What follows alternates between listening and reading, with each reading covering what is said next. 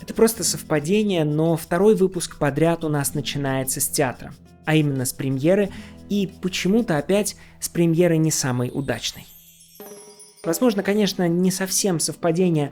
Помните, Стив Облонский специально ездил именно в ту гостиницу, где он был более всего должен, потому что считал неправильным ее избегать. Возможно, и мы вновь отправляемся на премьеру провальную, именно потому что считаем необходимым напомнить, неудачи сопутствуют лишь тем, кто дерзает. А потому никогда не спрашивай человека, сколько раз ему выпало победить. Спрашивай, сколько раз ему удалось потерпеть неудачу. Примерно так вечером 22 марта 1920 думал почти 22-летний испанский поэт и, к несчастью, новоиспеченный драматург Федерико Гарсия Лорка. В театре Эслава в Мадриде на улице Ареналь, прямо между Королевской оперой и Пуэрто-дель-Соль, лучшего места для провала нарочно не выберешь, шел показ его премьерного спектакля «El maleficio de la mariposa» – «Колдовство бабочки». Лорка сидел на полуподвальном этаже, возле актерских гримерных. Зрители, возмущенные вульгарным, снобским, пижонским, шелкоперским, как назовут его после в прессе, представлением, поднимали периодически такой шум, что Лорке казалось, что они пытаются его растоптать. Эральдо де Мадрид сравнила вечер премьеры с ночью, проведенной в зоопарке. Мануэль Мачадо, желавший пощадить Лорку, отмечал, что он очень талантлив и ему просто нужно вернуться к написанию стихов. А когда на сцене появилась Донья Тараканиха в шлеме с антенными перьями, то один из зрителей, Дон Мигель Антонио Секо Дельгадо, не выдержал и, вскочив на ноги, закричал: «Эту тараканиху в Фуэнлабраде видал, накладными рожками торгует». Словом, в театре творился неописуемый хаос. Лорке, в конце концов, пришлось выйти тем вечером из подвала. После представления он вместе со своими друзьями в буквальном смысле завернул за угол и оказался в чоколатерии Сан-Хинес, где за чашкой горячительного шоколада они обсуждали события этого вечера. Провал длился долгих 4 дня, 25 марта спектакль был закрыт, а Лорка получил от отца письмо: «Я немедленно жду тебя в Гранаде, где ты должен будешь закончить свою учебу. А если этого не случится, то не сомневайся, я приеду в Мадрид и заберу тебя лично». Меня зовут Армен Захарян, с вами литературный канал Армен и Федор. И к нам после долгой отлучки, как Синдбад-мореход из очередного странствия, возвращается рубрика «Стихия», где мы говорим о поэзии и поэтах, обсуждаем и даже, рискуя опозориться и провалиться, но когда это нас останавливало, читаем стихи.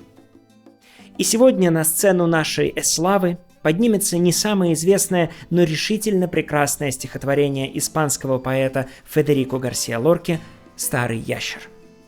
Впрочем, говорим мы не только о нем. Мартовские иды Лорке, в отличие от Цезаря, пережить удалось относительно безболезненно. Он был молод, талантлив и уверен в себе. Провал спектакля остался в прошлом, а угрозы отца были временно отбиты. В ответном письме Лорка умолял дорогого папа передумать и уверял, что в Гранаде ему делать сейчас решительно нечего. А оставаясь в Мадриде, он, цитата, «скорее всего, обретет великое имя в литературе». Не сказать, чтобы надежды Лорки на вечную славу были в этот момент беспочвенны. Да, Роза Кастилии была не без шипов. Над Лоркой часто смеялись за его выраженный гранадинский акцент, и вообще многие относились к нему как к смешному провинциалу. Но вместе с тем он уже обрел определенную известность, и про него уже можно было услышать: юный многообещающий поэт. Он познакомился с Хуаном Рамоном Хименесом, одним из лучших авторов эпохи, и даже заручился его покровительством. Словом, стал, пусть и не всегда уважаемой, но все-таки частью мадридской богемы.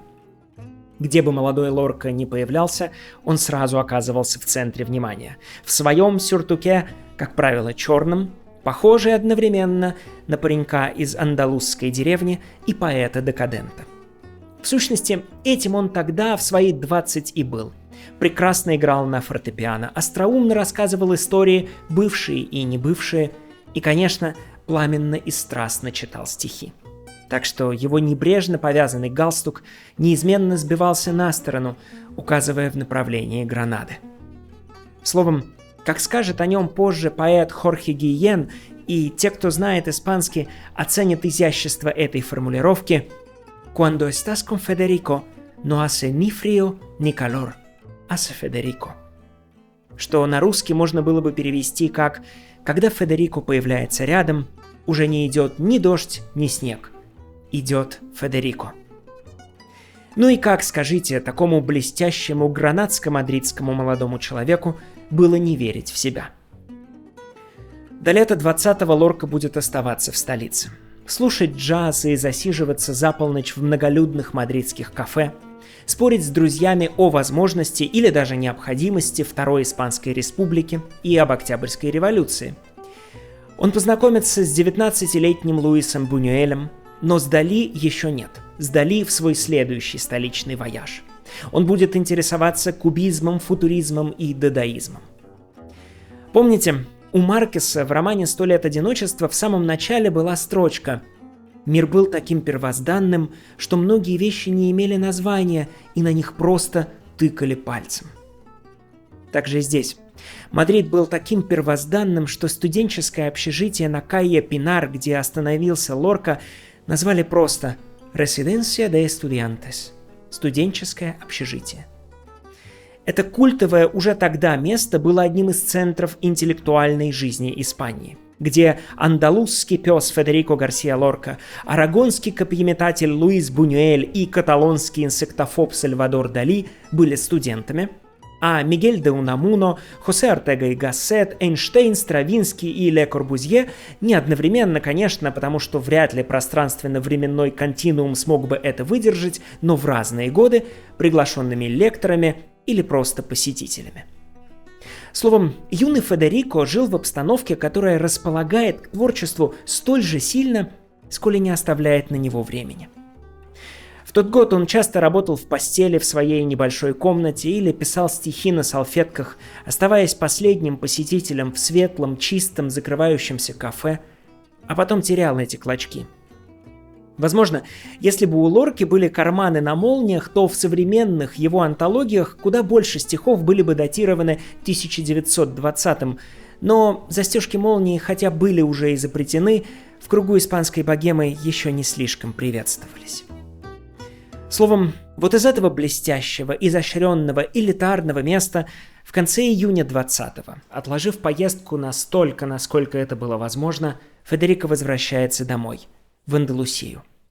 К виноградникам и виноградарям, к полям и пастухам, к пыльным проселочным дорогам и бесконечным, безмолвным, безветренным дням, о которых он тогда же напишет «Dice la tarde, tengo sed de sombra».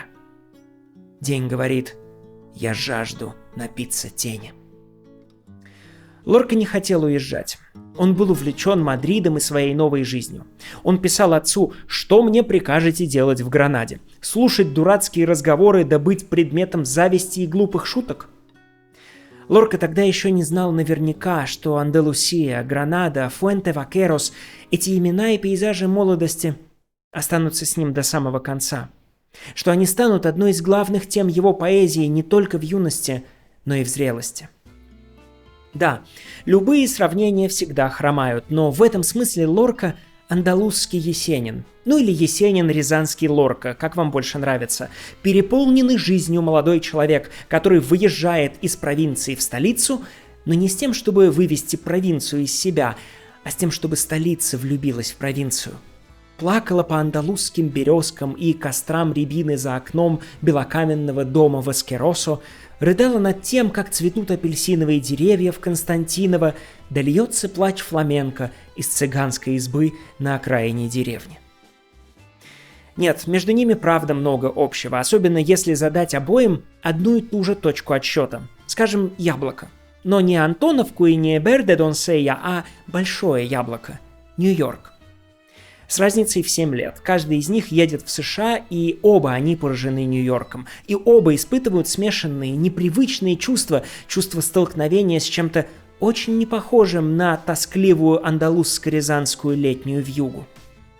На цилиндры, шапо и кепи дождик акций свистит и льет.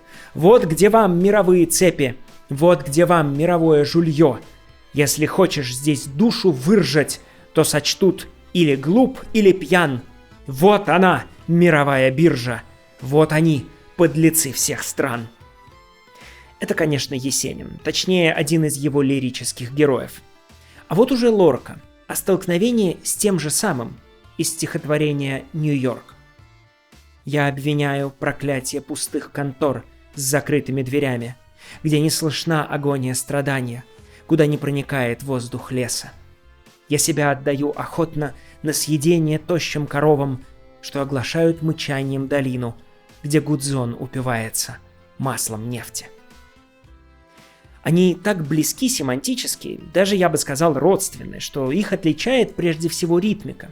И если чуть-чуть подретушировать, но в целом сохранить содержание Федерико и облечь его в форму Серхио, то родная мать-старушка «Привет тебе, привет» не отличит. Вот послушайте того же Лорку, но уже не в сюртуке, а в косоворотке. «Обвиняю проклятие конторок, опустевших закрытых дверей, где не слышится, как жеребенок в чистом воздухе скачет полей. Я себя отдаю охотно на съедение коровам кругом, что мычат и глядят покорно, как питается нефтью Гудзон». Словом, как и Есенин, Лорка был прежде всего поэтом своей земли, поэтом андалузских раздолей. И когда после первой, столь значимой отлучки он нехотя возвращается к ним, что-то в нем начинает меняться. Лето в том году семья проводит в большом белом деревенском доме на ферме возле городка Аскеросо Гранадской области Андалузского федерального округа. Отец смягчается и теперь уже просит, чтобы Лорка сдал хотя бы пару экзаменов осенью. Обещает даже отпустить его обратно в Мадрид, если он возьмется за ум. Федерико соглашается на компромисс, решает на время прекратить сопротивление и пройти испытания по нескольким самым простым курсам. Лорка приезжает в этом году домой незадолго до главного семейного праздника. Каждый год 18 июля Федерико Гарсия Родригес и Федерико Гарсия Лорка, отец и сын, отмечали день своего покровителя, святого Фредерика. У Лорки было 8 тёть и дядь, около 40 двоюродных братьев и сестер, и это только с отцовской стороны, так что торжества, даже если на них приглашали только самых близких, все равно получались шумными. Так было и в этот раз, и когда дневная жара начала отступать, когда сухой андалузский воздух наполнился запахами анисового ликера и миндаля, звуками гитары и посуды, пением цикад и родственников, Лорка, который так не хотел уезжать из Мадрида, наконец почувствовал, как сильно он скучал по родным местам, по близким, своим, первозданным людям. И в его живом, беспокойном сердце зазвучала та самая тоска, которая так часто пронизывает его стихи. Солнце село, деревья молчат задумчивей статуй, печаль жерновов застывших, нивы дочисто сжатой. Пес лишился покоя, Венеру в небе почуя, яблоко налитое, не знавшее поцелуя. Пегасы росного лета, звенят комары в зените, Пенелопа лунного света, придет в вечерние нити. Уснешь, спасешься от волка, толкуют овцы ягнятам. Осени ждать недолго, шепчет цветок примятый. Скоро, порой вечерней, сойдут пастухи с отрога, дети возле харчевни начнут играть у порога. И песен любовных грусть припомнят старые стены, что знают их наизусть. Солнце село, и Федерико захлестнули воспоминания детства. Он вспоминал, как в 8 или 9 лет его отправили учиться в Альмерию, к побережью Альборана, в нескольких днях пути от дома.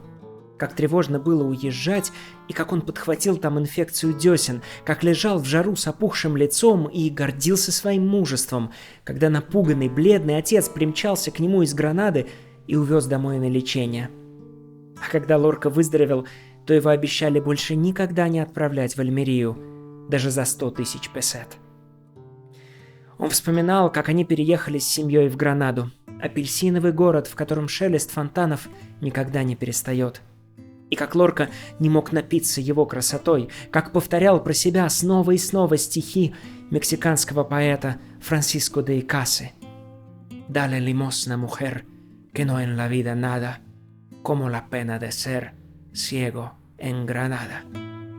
«Подай ему пару монет, слепой здесь лишен услады, ведь горя большего нет, чем не видеть Гранады». Наконец вспоминал, как еще ребенком ездил со взрослыми на поезде в Малагу. Мама тогда тяжело заболела и лечилась в больнице в райцентре, а они ездили ее навещать.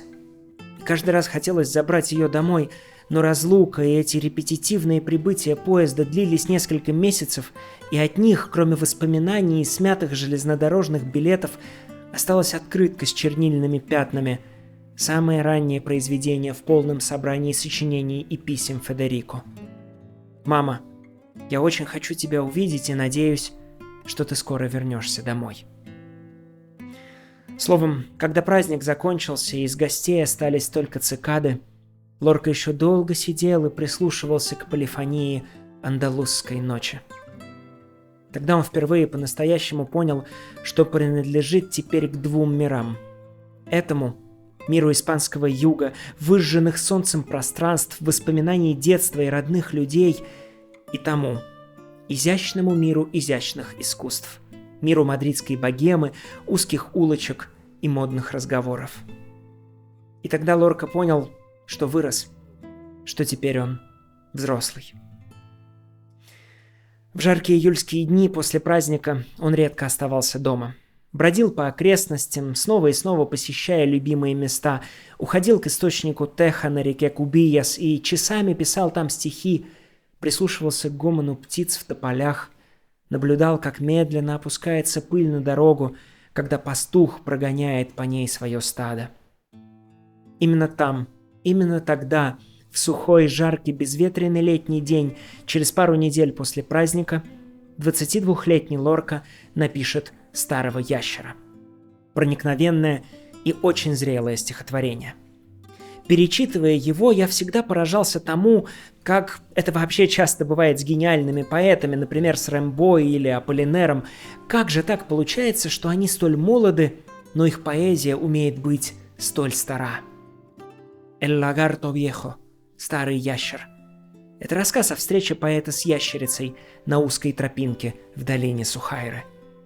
Рассказ почти целиком построен в форме диалога, украшенный в начале и в конце веточками экспозиции и эпилога с блестяще выстроенной драматургией, не взлетевшая на сцене театра Эслава бабочка чему-то Лорку все-таки научила. Обратите внимание, это именно диалог, не монолог поэта, но ящер в нем молчит. Его реплики не пропущены, нет, просто его реплики в позах, в выражении блестящих глаз, в приподнятом подбородке.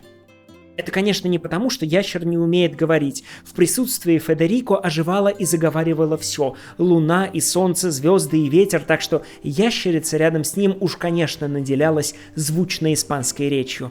Нет, этот ящер, напоминающий философа на вечернем моционе, молчит и не подает реплик потому, что он уже очень стар и, похоже, уже все сказал, и единственное, что ему теперь осталось, это воспоминания. Сидя на узкой тропинке, он молча следит за тем, как прячется солнце. В этой задумчивой позе, в своем сюртуке зеленом, ящер похож одновременно и на дьявола, и на аббата. Но в том-то и дело, что он ни то, ни другое. Он между.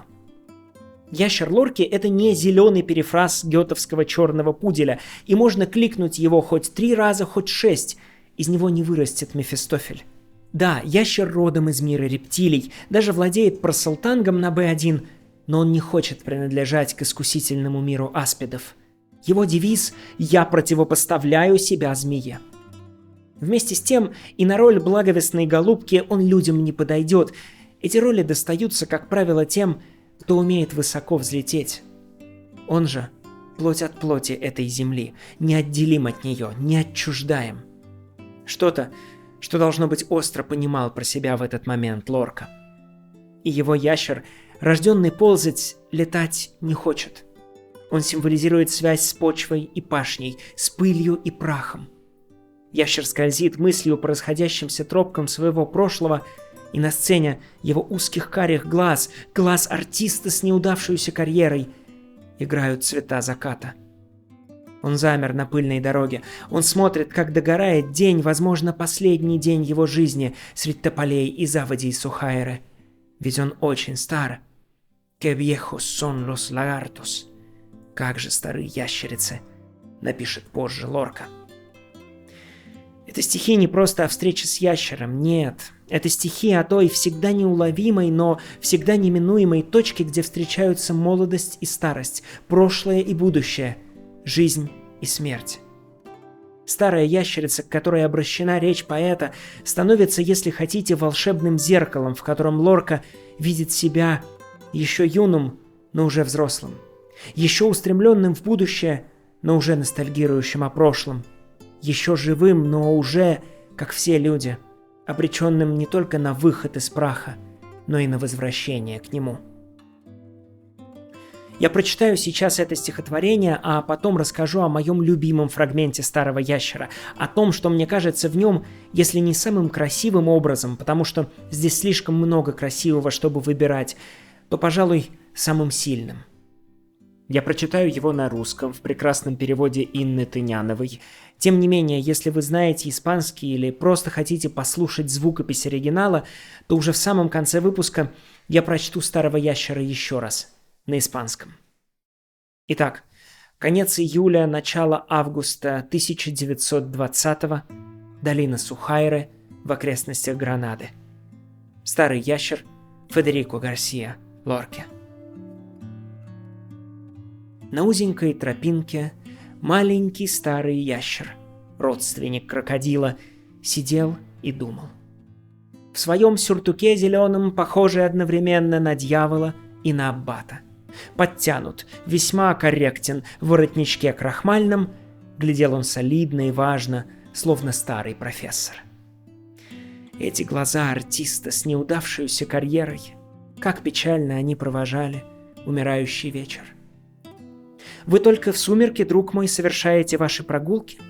Вы ходите разве без трости, Дон Ящер, ведь вы старые, и дети в деревне могут напугать вас или обидеть? Что ищете вы на тропинке, близорукий философ? Взгляните, разорвано небо призрачными тенями августовской вечерней прохлады. Вы просите подаяния у тускнеющего небосвода, осколок звезды или каплю лазури, вы, может, читали стихи Ламартина, хотите насладиться серебряной трелью певчих птичек? Ты смотришь на пламя заката, и глаза твои заблестели, о, грозный дракон лягушек, человеческими огоньками. И плавают челны мысли, без руля и ветрил качаясь, в подернутых тенью водах твоих зрачков потемневших. Пришли вы, быть может, в надежде красавицу-ящерку встретить, зеленую, словно колос в мае, гибкую, словно былинка, над тихою заводью сонной. Она вас отвергла, я знаю, и покинула ваше поле. О, где ты, счастливая младость, любовь в камышах душистых, но к черту, не унывайте, вы мне симпатичны, право, девиз «Я противопоставляю себя змее», недаром начертан на вашем солидном епископском подбородке. Уже растворилось солнце в тумане между холмами, по дороге, пыль подымая, двинулось стадо. Пора на покой, дружище. Сойдите с тесной тропинки, ступайте домой, и хватит думать. Успеете налюбоваться на звезды и на небо, когда не спеша вас будут есть черви. Вернитесь в свой дом скорее, под поселком сверчков болтливых. Спокойной вам ночи, друг мой, Дон Ящер.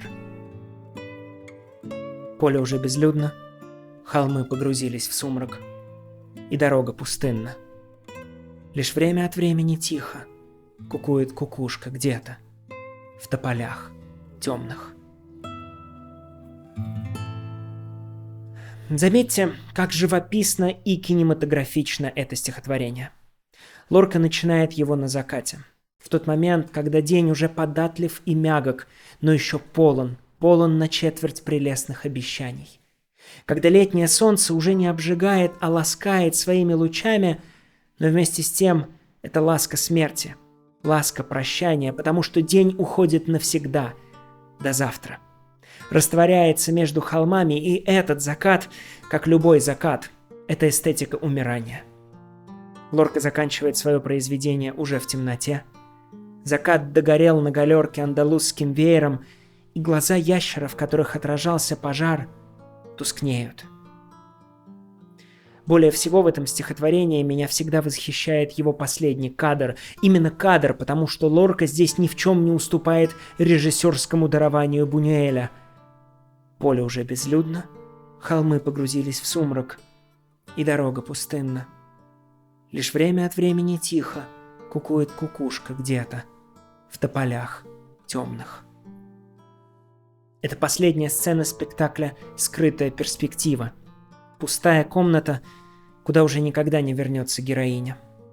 Это заброшенный театр в саду чеховской «Чайки», который давно надо бы снести.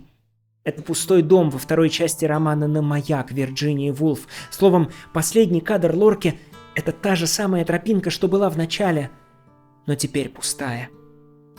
И в этой пустоте истинная полнота высказывания. Спустя несколько лет Лорка напишет одно из своих самых известных в русскоязычном пространстве стихотворений, известных благодаря Марине Цветаевой, которая переводила Лорку в последние месяцы жизни. Стихотворение, которое она назвала «Пустыня» и которое по-испански называется «Y después», а потом, продолжает эту тему и ставит очень важный для Федерико вопрос: а что будет после заката? Что будет потом, когда тропинка опустеет? Los laberintos que cree el tiempo se desvanecen, solo queda el desierto. El corazón, fuente del deseo, se desvanece, solo queda el desierto. La ilusión de la aurora y los besos se desvanecen, solo queda el desierto, un ondulado desierto. Покрытые временем лабиринты исчезли. Пустыня осталась. Немолчное сердце, источник желаний, иссякло. Пустыня осталась. Закатное марево и поцелуи пропали. Пустыня осталась.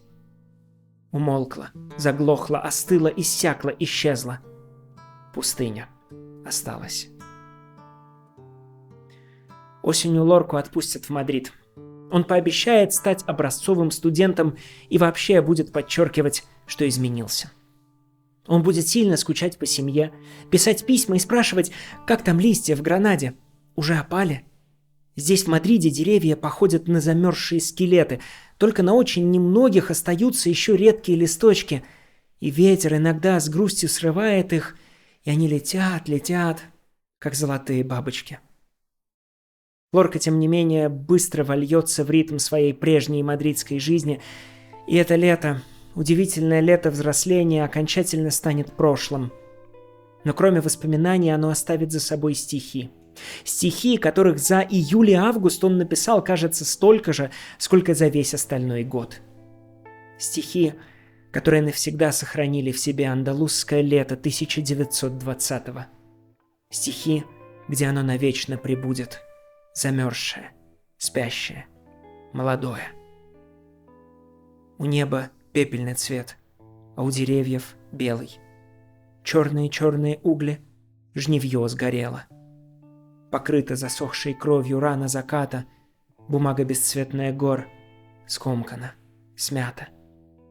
Прячется серая пыль во враг придорожный, ручьи помутнели, а заводи уснули тревожно.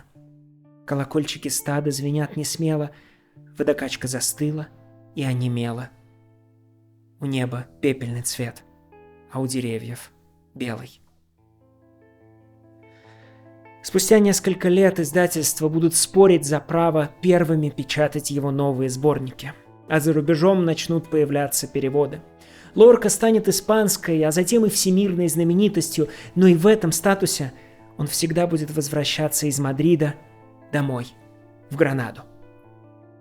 В последний раз он проедет по этому маршруту почти в те же дни, в середине июля 1936-го. Испания задыхалась от предчувствия гражданской войны, а Лорка не парил над схваткой в горних высях поэзии, нет, он, как его ящер, всегда оставался на земле. А в Испании в 1936-м нельзя было стоять на земле и быть уверенным, что тебя не проглотит надвигающееся землетрясение. Большинство правых консерваторов, когда страна окончательно развалится на две половинки, их будут называть франкистами по имени генерала Франко. Так вот, большинство из них считало Лорку врагом, масоном, безродным космополитом и иностранным агентом в одном флаконе. Мексика предлагала ему убежище, и он раздумывал об отъезде, но вместо этого решил поехать домой, повидаться с семьей. Утром 15 июля 1936-го газета «El Defensor de Granada» на первой странице сообщала: «Гранадский поэт Дон Федерико Гарсия Лорка приехал вчера в наш город. Прославленный автор намеревается некоторое время пробыть у своих родителей». Это было в среду. В субботу семья планировала отмечать свой главный праздник – День Святого Фредерика. А накануне, в пятницу, в Испании начался государственный переворот, который выльется в трехлетнюю гражданскую войну.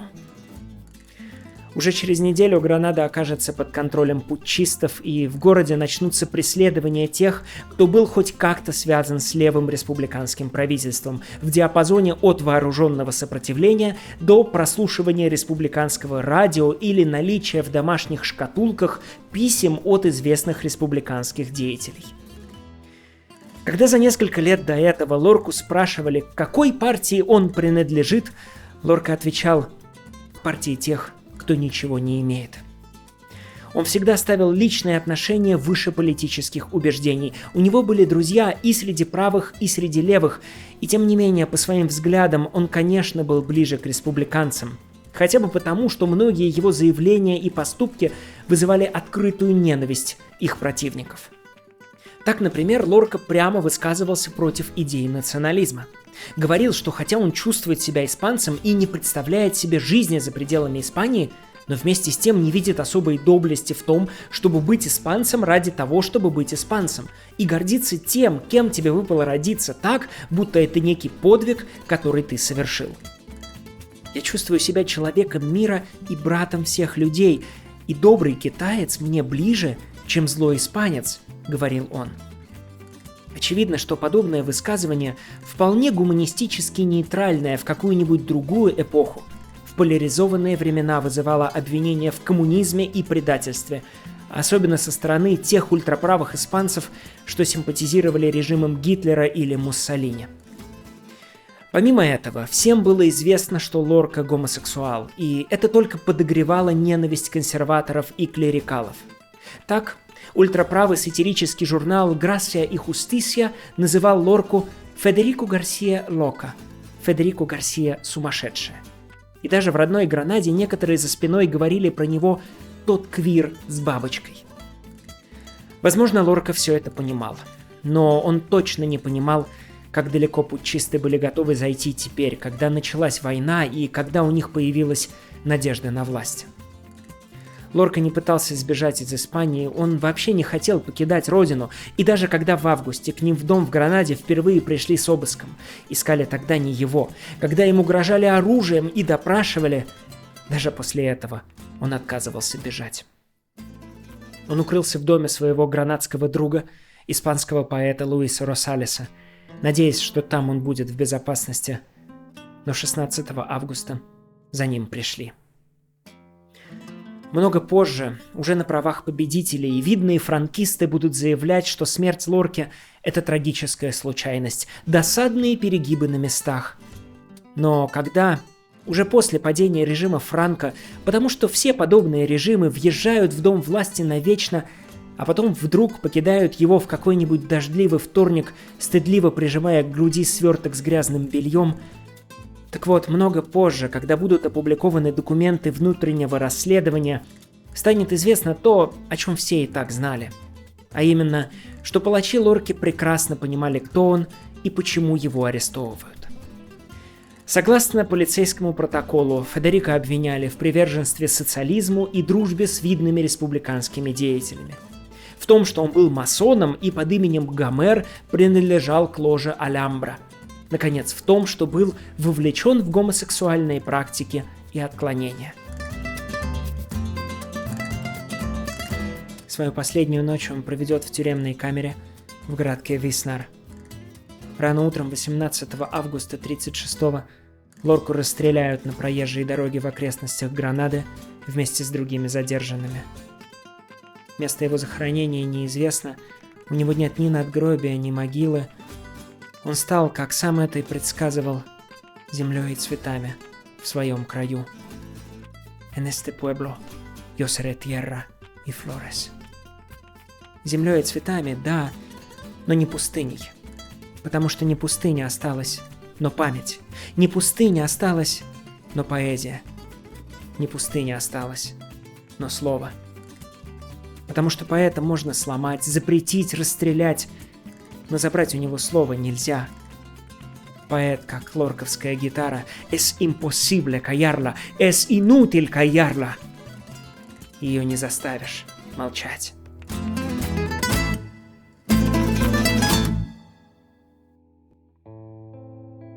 Empieza el llanto de la guitarra.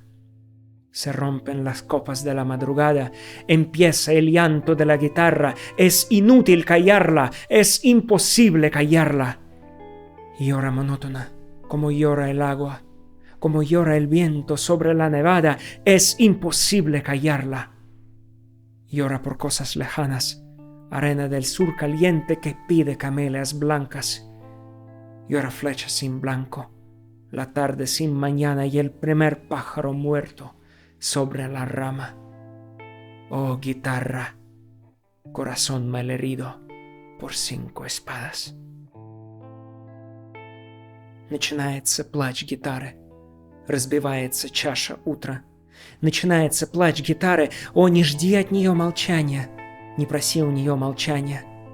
Неустанно гитара плачет, как вода по каналам плачет, как ветра над снегами плачет. Не моли ее о молчании. Так плачет закат о рассвете, так плачет стрела без цели. Так песок раскаленный плачет о прохладной красе камелий.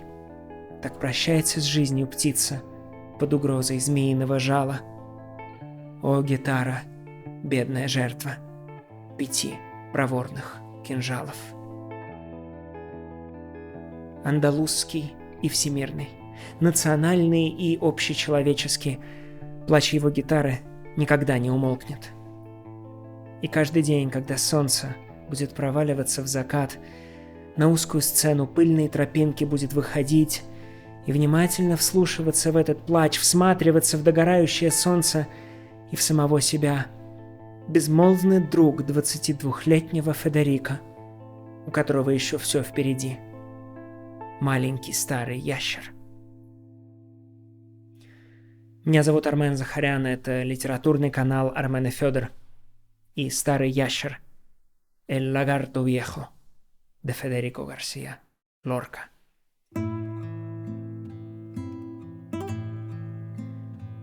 En la agostada senda he visto al buen lagarto, gota de cocodrilo, meditando.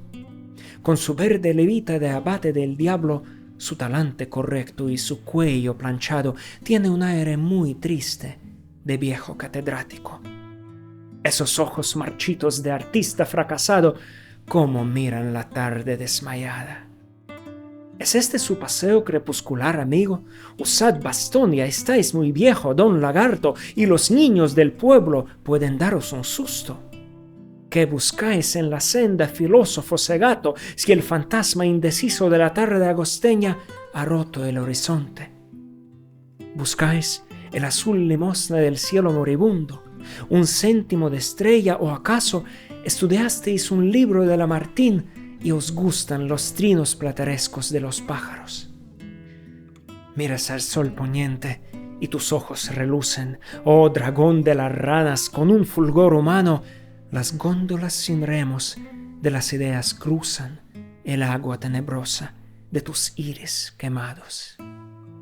Venís quizá en la busca de la bella lagarta, verde como los trigos de mayo, como las caballeras de las fuentes dormidas, que os despreciaba y luego se fue de vuestro campo.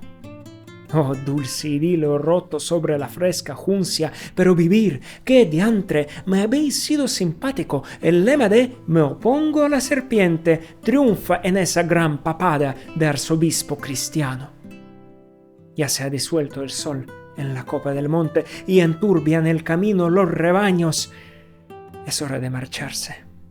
Dejad la angosta senda y no continuéis meditando. ¿Qué lugar tendréis luego de mirar las estrellas cuando os coman sin prisa los gusanos?